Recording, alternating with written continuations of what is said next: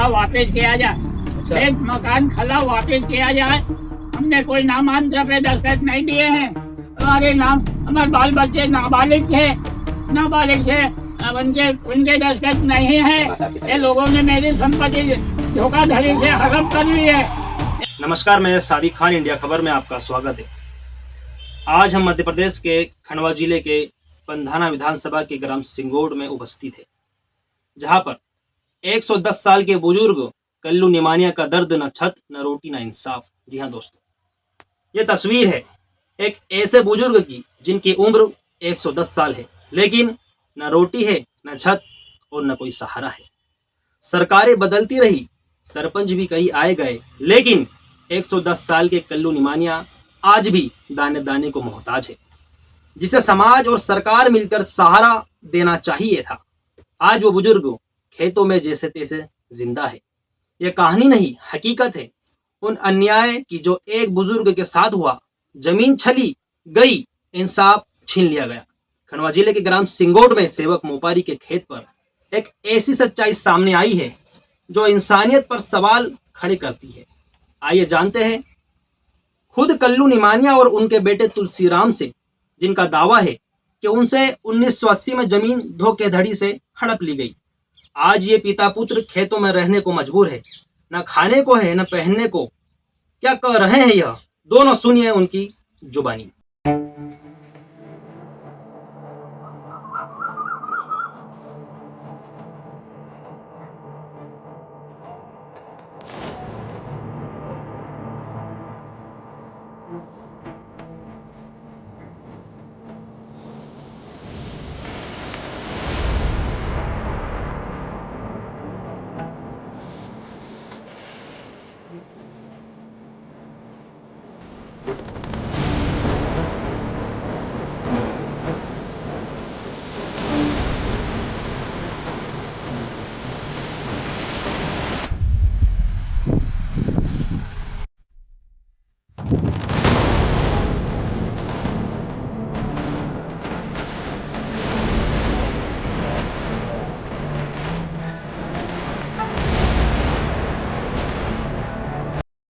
क्या नाम है आपका?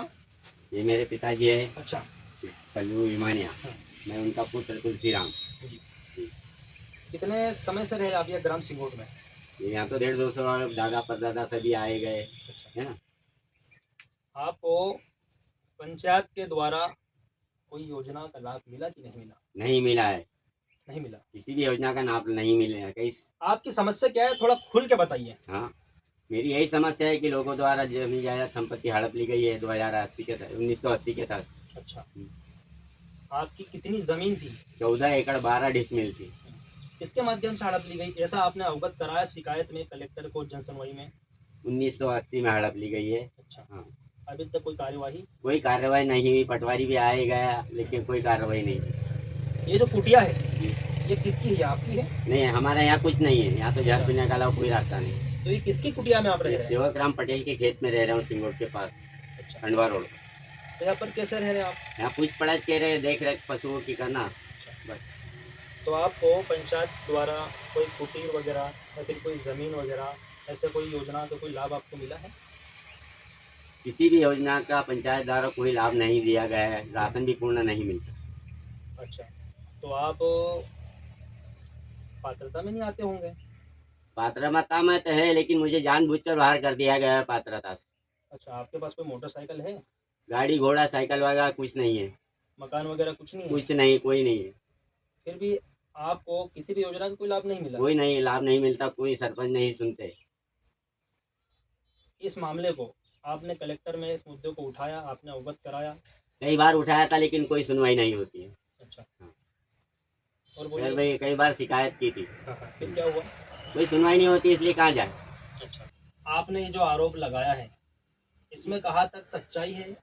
आपने आगे कलेक्टर को अगर कंप्लेन की है, तो इस विषय में कोई कार्यवाही क्यों नहीं हुई? कलेक्टर के वहाँ गए थे, केस लड़ चुके, कई केस लड़ चुके, कोई न्याय नहीं मिला है। कोर्ट में केस भी चल रहा है? केस भी लगाए थे लेकिन न्याय नहीं मिला। आप पैसे लाए कहाँ से? अच्छा, हाँ, जब जन सुनवाई में आप गए, तो उसका रिजल्ट क्या, उसकी कार्रवाई क्या हुई? कोई कार्रवाई नहीं हुई, पटवारी आया, कोई कार्रवाई नहीं है। बोल ले। जब पटवारी आए तो उन्होंने यहाँ पर जब मौके पर पहुंचे तो उन्होंने किस चीज को, किस समस्या को अवगत कराया? नहीं तो उनको तो बता चुके ना कि भैया संपत्ति हमको दिलाई जाए, नहीं तो हम तो आत्महत्या कर लेंगे। अच्छा, हाँ, सरकार से कोई लाभ नहीं, मुझे अपनी संपत्ति चाहिए। कितनी संपत्ति थी आपकी? 14 एकड़ 12 डिसमिल है जमीन, 2 लोगों के पास। अच्छा हरकचंद पिता नाना, दयाराम पिता सीताराम। अच्छा हाँ, मकान भी है 2 लोगों के पास। अच्छा हाँ, हरकचंद पिता सिकदार, शांतिलाल पिता रुखड़ू। अच्छा हाँ, इनके पास मकान है, वह भी दिलाया जाए। मकान से एक कील भी नहीं हमने निकाली है। हाँ, पिता को उन्होंने जानबूझकर रजिस्ट्री करवा कर बाहर कर दिया। अच्छा। हाँ, जो आप बता रहे हैं कि उस समय में बोल ले, खेत खला मकान हड़प। उस समय में पुरानी एक सौदा मकान- चिट्ठी होती थी।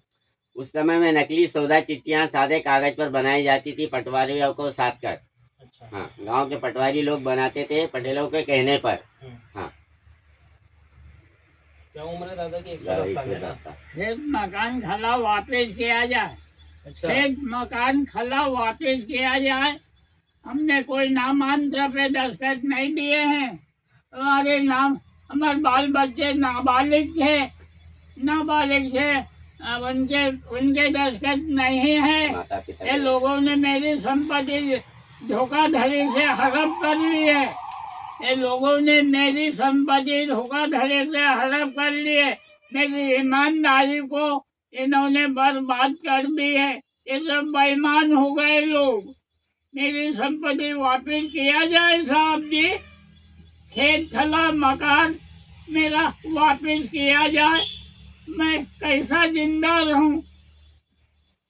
देखा आपने 110 साल के बुजुर्गों का जो दर्द है वो किस तरीके से बताओ, झलक रहा है। बताओ। दोस्तों मुझे ये बताओ बताओ कि बताओ। आप अब क्या इंसाफ चाहते हैं सरकार मुझे से? अपनी संपत्ति चाहिए और कुछ नहीं चाहिए, नहीं तो पिता के साथ आत्महत्या कर लूंगी, यही निवेदन है।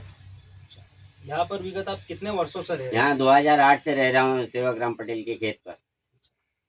पशुओं की देखरेख करना, कोई सहारा नहीं है समाज का, न कोई पंचायत से।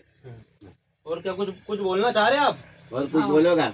हाँ, मेरी संपत्ति वापस किया जाए। मैं भूखा मर रहा हूँ। खाने को नहीं है मेरे पास, कोई पैसा भी नहीं है, खाने को नहीं है। मेरी संपत्ति वापस किया जाए साहब जी। मैं आपके चरणों में नमो नमः।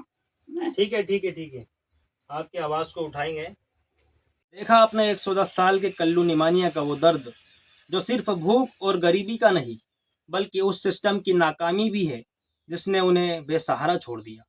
सुना आपने खुद उनके मुंह से कैसे उनसे जमीन छीनी गई, कैसे वो मोहताज हो गए दाने दाने को, और कैसे समाज और पंचायत ने अब तक सिर्फ अनदेखा किया। बुजुर्ग कल्लू निमानिया की यह हालत आज पूरे सिस्टम पर सवाल खड़े करती है। क्या 110 साल की उम्र तक जीने वाले इंसान को यही नाम मिलना चाहिए? क्या पंचायत, समाज और प्रशासन की जिम्मेदारी खत्म हो जाती है? बुजुर्गों को सिर्फ आश्वासन देकर आज ज़रूरत है इंसाफ की, सहारे की और इस लाचार बुजुर्ग की आवाज़ को ऊंचा उठाने की, ताकि न केवल कल्लू निमानिया को न्याय मिले बल्कि ऐसे और अनसुने अनदेखे बुजुर्गों की ज़िंदगी में कुछ बदलाव आ सके। सवाल ये खड़ा होता है, 110 साल के बुजुर्ग कल्लू निमानिया को अब तक कुटीर या कोई सरकारी योजना का लाभ क्यों नहीं मिला? सवाल खड़ा होता है, जब पटवारी ने पंचनामा बनाया तो जमीन पर कार्यवाही क्यों नहीं हुई? सवाल ये खड़ा होता है, गांव की पंचायत और सरपंच इतने वर्षों में एक झोपड़ी तक क्यों नहीं दिला सके? सवाल ये खड़ा होता है, क्या बुजुर्गों की जिंदगी की कोई कीमत नहीं या प्रशासन सिर्फ फाइलों में काम कर रहा है? सवाल ये खड़ा होता है, क्या शिकायतें कलेक्टर कार्यालय तक पहुंचकर भी सिर्फ धूल फाक रही है? कैमरामैन विजय पवार के साथ सादिक खान की एक खास रिपोर्ट।